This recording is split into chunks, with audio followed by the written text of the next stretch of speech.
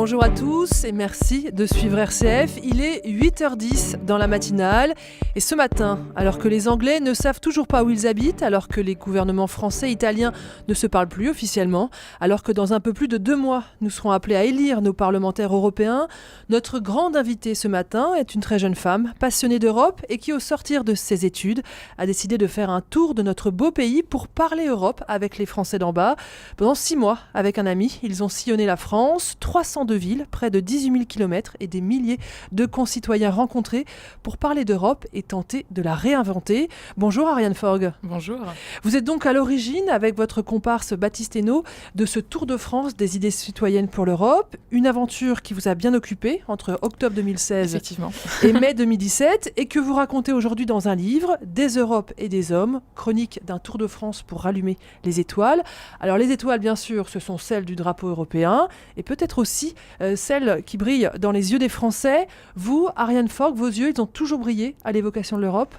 Ils ont toujours brillé. Alors c'était à la fois émotionnel, on va dire, voilà, le beau projet européen, et rationnel dans la mesure où j'ai toujours considéré que voilà, l'échelon naturel n'était a priori pas la France, qui aujourd'hui paraît bien petite dans le monde actuel, ni le monde qui est beaucoup trop grand. J'ai grandi à l'étranger, je suis arrivée en France à 15 ans, et donc avant ça, j'ai vécu notamment dans 2 pays européens. Et donc je pense qu'effectivement, voilà, ce lien européen s'est créé au fur et à mesure avec le drapeau européen qui est visible dans toutes nos capitales. Et voilà, c'était effectivement spontané. Ariane Forgues, vous avez 25 ans. Hein. Quelle européenne êtes-vous ? Alors, européenne convaincue, c'est une expression qui est souvent répandue, mais vraiment convaincue, puisque au-delà du fait que je m'identifie moi-même comme européenne, tout autant d'ailleurs que comme française, je suis vraiment persuadée que voilà, le projet européen mérite d'y prêter attention. Et c'est donc dans ce cadre que j'ai créé ce projet, ce Tour de France des Europes et des hommes. Pas forcément pour convaincre les citoyens que l'Europe c'était formidable, c'était déjà parfait, etc., ce qui n'est pas le cas bien sûr, mais pour voilà, pousser les gens à réfléchir à l'Europe que eux souhaiteraient, pour ne pas forcément qu'ils la remettent en question en tant que système en permanence, mais qu'ils se disent au sein de cette Europe qui existe mine de rien depuis plus longtemps que la Ve République, voilà, eux, comment est-ce qu'ils voudraient la mettre en place, qu'est-ce qu'ils voudraient changer, etc. On a besoin de rêver à propos de l'Europe, c'est ça ? On a besoin de rêver, on a aussi besoin, je pense, d'un récit commun et d'une construction commune, c'est-à-dire que on n'est pas forcément obligé d'imaginer que l'Europe c'est soit idéal, soit inexistant.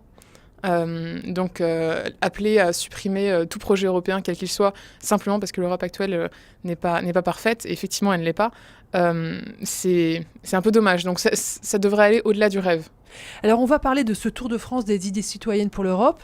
Tout a commencé en 2016, pendant la campagne référendaire pour le Brexit, et vous êtes alors étudiante à Londres. Exactement, donc j'étais étudiante à Londres, j'étudiais les affaires européennes, c'était assez original, mais du coup c'était intéressant pendant cette campagne sur le référendum, et j'observais le fait que dans les médias britanniques, en particulier les tabloïds, on disait des choses des affaires européennes et de l'Union européenne qui étaient tout simplement fausses. Donc aujourd'hui, on les appellerait fake news. À l'époque, j'appelais ça plus simplement des mensonges. Et ça m'avait frappée puisque je me disais, voilà, finalement, on dit des choses aux gens qui sont fausses. En l'occurrence, ça a mené au résultat qu'on connaît. Et aujourd'hui, voilà, tout le monde a l'air étonné des conséquences du Brexit alors qu'on aurait pu les connaître à l'époque. Et je m'étais dit, en France, si on attend un tel référendum, si on attend une telle extrémité, puis c'est quand même assez radical, pour commencer à parler d'Europe et commencer à réfléchir à ce qu'on veut en France pour l'Europe et dans l'Europe, ça sera un peu tard. Et c'est pour ça que donc avec mon partenaire Baptiste Henault, on a choisi donc de faire ce projet pour aller directement demander aux gens, pas seulement ce sur quoi ils se plaignent par rapport à l'Europe, c'est pas simplement un cahier de doléances, mais c'était aussi comment eux voyaient l'Europe de demain et qu'est-ce qu'ils souhaitaient pour ça, puisque si on ne leur posait pas la question, ça serait un peu compliqué ensuite d'avancer. Alors, votre aventure a commencé le 12 octobre 2016 et s'est achevée le 9 mai 2017, 2 dates que vous n'avez pas vraiment choisies au hasard.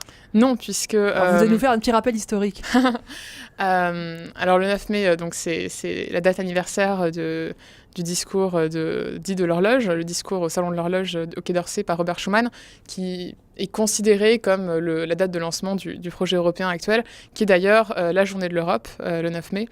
Donc ça, c'est à peu près connu le 9 mai. Mais alors, le 12 octobre 2016, alors 12 octobre je connaissais 2016, pas cette date, c'est par rapport à la création de la CECA, qui est donc antérieure à l'Union européenne et à la CEE. La CECA, c'est un traité pour mettre en commun entre 6 pays le charbon et l'acier, qui sont les deux aspects essentiels pour faire la guerre à l'autre. Et donc mettre ça en commun, c'était à l'époque à la fois économique et symbolique, puisqu'à partir du moment où on partage ces ressources guerrière, entre guillemets, avec les gens avec qui on a toujours fait la guerre, c'est un peu plus compliqué pour la suite, si on veut vraiment s'attaquer. Alors Ariane Fogg, votre démarche, elle n'est pas vraiment sociologique ni journalistique, hein. Vous êtes presque parti le nez au vent.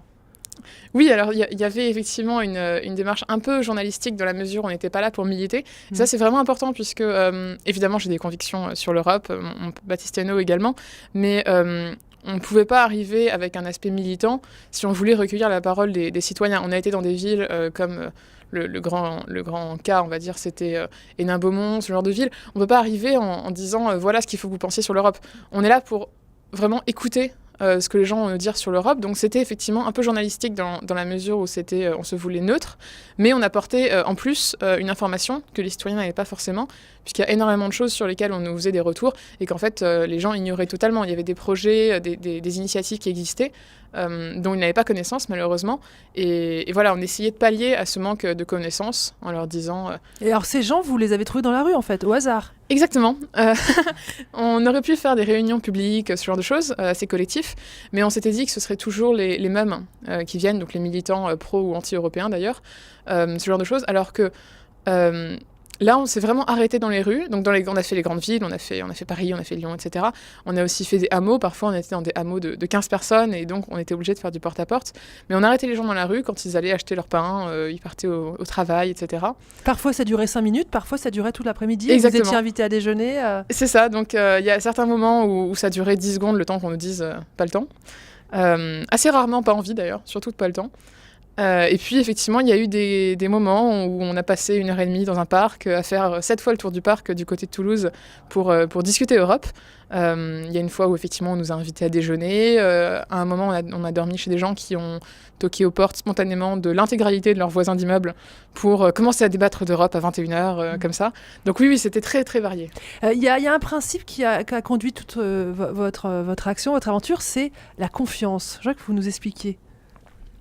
Oui, alors la confiance, c'était assez réciproque, on va dire, puisque on demandait à nos interlocuteurs de nous faire confiance pour retranscrire et faire écho à leurs propositions, sans forcément militer pour toutes les propositions qui d'ailleurs étaient parfois assez contradictoires, puisque évidemment tout le monde n'a pas le même projet européen.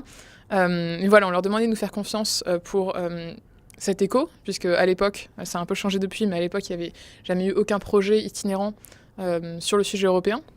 En plus, on était 2 pour l'intégralité des départements de France, donc ça a fait du boulot. Du coup, il y a cette confiance-là. Et nous, on leur faisait aussi confiance dans la mesure où on n'essayait pas de les infantiliser.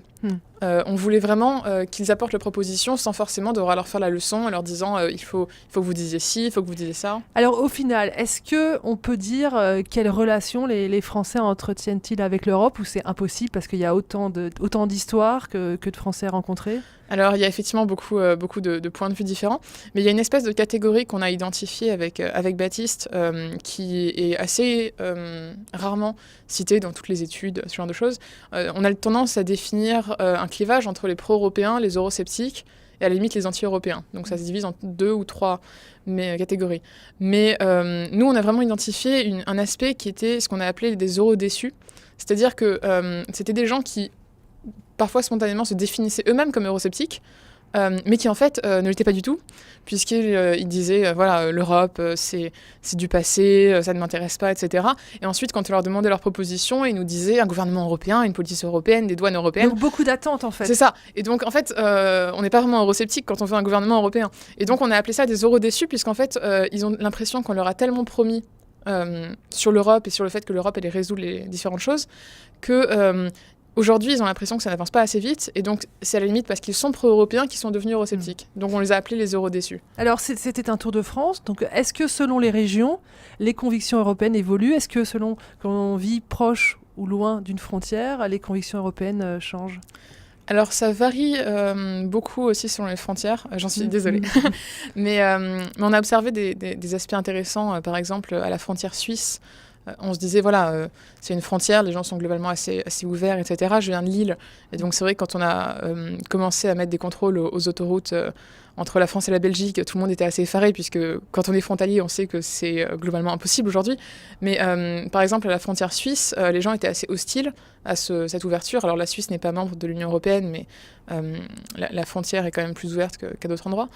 Et les gens étaient hostiles, puisque avec la présence de Genève à côté et le fait que la circulation était facile, les prix, notamment de l'immobilier, augmentaient. Alors que finalement, les villes étaient assez populaires, voilà, ce n'était pas Genève. Et donc, ils auraient bien aimé, entre guillemets, plus de protection, alors qu'à d'autres frontières, c'était différent. On a surtout observé des différences, en fait, dans les thématiques abordées. Par exemple, du côté de Grenoble, la thématique écologique était beaucoup plus évoquée qu'ailleurs. D'ailleurs, Grenoble est la seule grande ville française dirigée par les Verts, donc ce n'est pas un hasard, je pense. Du côté de la Bretagne et de la Normandie, on parlait davantage langues étrangères, langues locales, etc. Et puis dans le Nord, plutôt question des migrants, c'est ça ?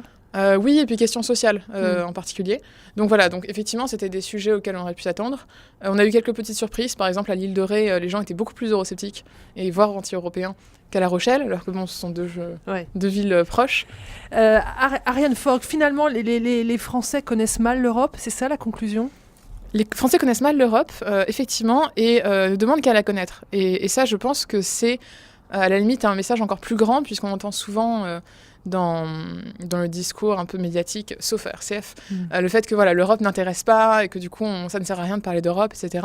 Alors qu'en fait, les gens vraiment demandent à en savoir plus. Mais eux ne feront pas forcément la démarche, puisqu'on leur dit le Parlement européen est très transparent, vous pouvez aller voir toutes les vidéos des sessions plénières parlementaires sur le site, la Commission européenne publie des choses tous les jours, mais ils ne vont pas forcément faire la démarche. Ils s'attendent à ce que l'Europe vienne à eux, à ce que les médias parlent d'Europe, et à ce qu'ils en parlent d'ailleurs de façon plus neutre. C'est une demande qui revient souvent, et de façon moins... ciblé sur l'Europe et un bouc émissaire général. Alors, ce Tour de France, c'était un vrai travail d'écoute, on va voir. C'était aussi un travail de collectage, de propositions. Pour vous, l'Europe doit être plus participative ? Oui, alors ça ne s'arrête pas à l'Europe d'ailleurs. Les projets participatifs devraient se multiplier, et je pense qu'ils se multiplient. Les budgets participatifs dans les communes et dans les grandes villes se développent. Nous, ce qu'on a voulu, on a voulu pallier en fait ce manque de participation au niveau vraiment du terrain, puisque comme je disais, il y a des choses qui existent mais qui ne sont pas connues. Par exemple, la Commission européenne lance des consultations assez régulièrement avant de faire des propositions législatives. Mais bon, a priori, quand on est un citoyen normal, on va pas forcément tous les matins se connecter sur le site de la Commission pour aller remplir ça. Donc oui, on a voulu pallier ça, et puis effectivement, si ce genre de démarche se développe... Il y a eu beaucoup de propositions, hein. On peut les retrouver dans votre livre et puis sur le site internet. Qu'est-ce que vous avez envie de retenir de ces propositions ? Ça fait parfois un peu... voilà, il y a un peu tout et n'importe quoi, tout et son contraire. Qu'est-ce que vous auriez envie de retenir ? Alors, il y a effectivement énormément de choses. Alors, donc, on va publier le 1er mars sur notre site internet, donc deseuropesetdeshommes.eu, Europe sans S. On va publier donc le rapport complet de l'ensemble des propositions. Il y en a à peu près 500 dans le livre, effectivement, qui est disponible en librairie sur commande. On met en avant effectivement certaines propositions par région. Et donc, ce que j'aurais envie de retenir, c'est le fait qu'il y a un certain nombre de propositions très originales qui sont justement mises dans le livre, puisqu'elles ne sont revenues qu'une seule fois sur les près de 5000 citoyens différents qu'on a interrogés. Donc, par exemple, on peut penser à des choses très simples comme un QR code alimentaire. On peut penser à quelque chose d'extrêmement basique qui serait une carte de l'Union européenne avec géolocalisation de tous les projets qui ont été financés par l'Union européenne ou cofinancés, puisqu'en fait, on ignore assez régulièrement que le collège à côté de chez nous, le pont, n'importe quoi... Le théâtre a été cofinancé par des fonds européens. Donc voilà, ce sont autant de choses très concrètes qu'on nous a fait parvenir et qui, je pense, sont assez faciles à mettre en œuvre en complément des grandes propositions générales, effectivement, sur un président européen, une défense commune, etc., qui sont effectivement un peu plus connues et déjà analysées par les think tanks. Alors, Ariane Fogg, nous sommes à un peu plus de 2 mois des élections européennes. Ce sont généralement des élections qui mobilisent assez peu les électeurs. On ne l'a pas dit, mais vous êtes aussi attaché parlementaire d'un député européen. Quels arguments pour convaincre les électeurs d'aller voter ? Alors, ce qui est frappant, c'est qu'on entend assez régulièrement l'argument selon lequel l'Europe n'est pas démocratique, l'Union européenne est technocratique, etc. Sauf que, effectivement, vous l'avez dit, les citoyens se mobilisent assez peu pour les élections européennes. Il y a environ 60% d'abstention, ce qui est quand même énorme. Par définition, ça fait quasiment 2/3 des citoyens, français et européens d'ailleurs. Donc la première des choses, c'est aller voter. C'est-à-dire intéressez-vous aux élections européennes, intéressez-vous, et pas forcément seulement aux partis, qui souvent auront des arguments assez nationaux sur voilà, le RIC, ce genre de choses qui sont très français, mais intéressez-vous au programme européen, puisqu'effectivement, vous l'avez dit, je travaille avec un député européen. Au Parlement européen, tout se construit sur les compétences européennes, pas les compétences françaises. Et donc, quand on vous va promettre des choses dans un discours politique électoral qui sont de l'ordre du national ou d'ailleurs du territorial et qui n'ont pas la compétence européenne, ça ne sert à rien. Donc, j'aurais envie de dire aux gens, voilà, intéressez-vous au programme et puis allez voter puisque c'est la première des choses. Et ensuite, effectivement, vous pouvez aller creuser sur le site du Parlement, de la Commission. D'ailleurs, le Parlement européen et la Commission européenne ont des sites internet français. Voilà, merci beaucoup Ariane Forgues. Je rappelle ce livre, Des Europes au singulier et des hommes, chronique d'un tour de France pour allumer les étoiles, et c'est publié aux éditions Jet d'encre.